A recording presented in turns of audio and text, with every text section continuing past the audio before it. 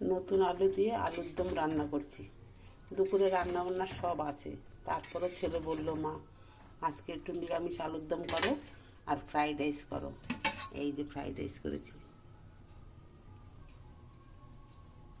Fried rice আর এই নিরামিষ আলুর দম।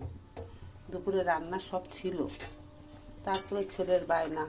আর তারপরে আমি এই বছর এখনও নতুন আলুর দম করিনি।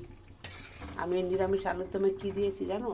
আদা জিরা বাটা দিয়েছি, চালমগজ, কাজু, কিশমিশ আর লাল চীনাবাদাম, চালমগজও দিয়েছি।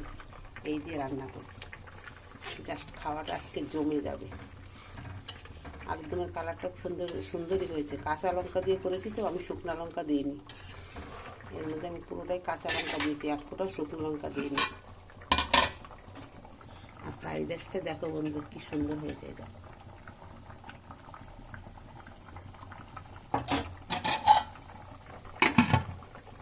আলুর দমটা আর একটু শুকনো শুকনো করবো। নতুন আলু তো অনেকটাই টাইম লাগে সিদ্ধ হতে।